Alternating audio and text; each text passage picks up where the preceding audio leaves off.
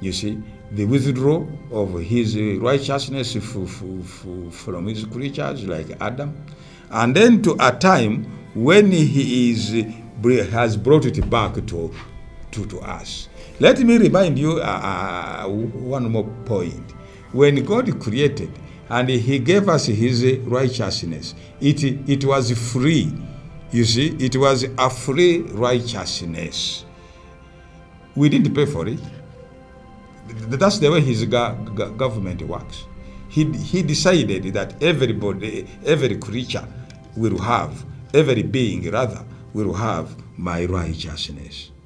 And that is so. As long as you are in harmony with him, you will have his righteousness. Now, I have written a book for some of people who have never read the hard copy. It is entitled The Righteousness of Faith. You see? Yes. The Righteousness of Faith. You see? A theological analysis. And that book now is on Amazon. So you can always have it wherever you are, on your ebook, like on your phone and on your laptop. You see, it is on Amazon, and you are welcome to have it. It has been posted there, and for everybody to have a chance to read. And with our presentations, or my presentation, which I will be doing from now onwards. Therefore, we have discovered something. Let us revise.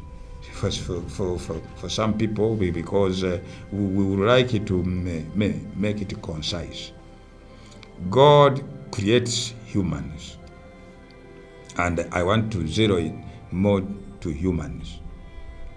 And as his custom is, or habit, or whatever, or his policy, he gives them his righteousness free. The righteousness of God, not any other, but of God, became ours. That's why the author, using human language, he will say that he breathed a breath. You see, in those days, as we will discover, breath meant the Holy Spirit.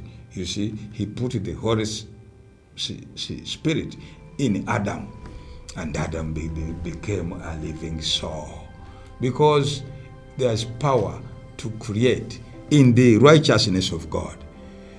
It is a power which creates, you see, which creates not only humans, but harmony, yes, and bliss and utopia.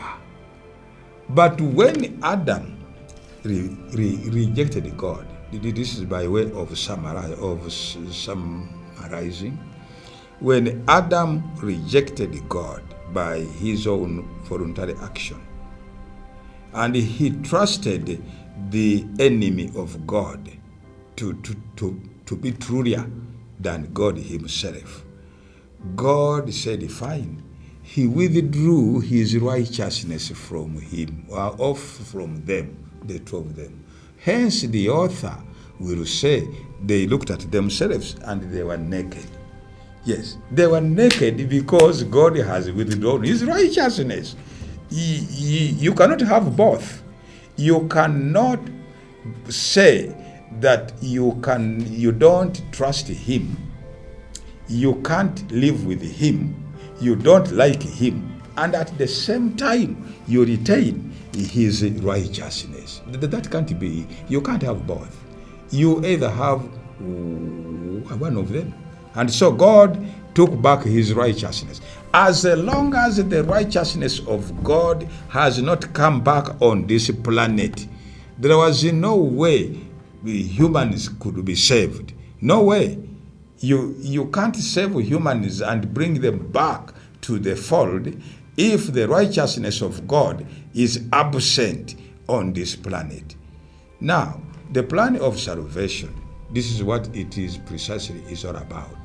The plan of salvation is about bringing back the righteousness of God, which he once gave us freely, back to this planet, that all of us can have access to it. You see, how do we get access to the righteousness of God when he has brought it back? Through faith, and faith alone. The first righteousness was free. He gave us free. Take, you are my creatures. It is a stamp which shows everybody that you are my creatures, as long as you have that mark. Now, we have a lot of talk in the book of Revelation, that the mark on our foreheads and so on and so forth. We will talk of all of that, and the mark of the beast, which is symbolizing the adversaries of our God, But from the very time when God created the beings, he gave them his mark. And his mark on their forehead was his righteousness freely. And when that happened, that God has withdrawn his mark and his righteousness, and the creatures are at their own, yes, simply because God has withdrawn his righteousness does not mean that somebody cannot be righteous. You can continue to be righteous, but the righteousness, let me repeat so that you get it, the righteousness you have at that particular time does not belong to God. It is either with other adjectives, either the righteousness of the law or the righteousness of man, which is always generated. Yet the righteousness of God is free. He gives it freely, and to those who have faith.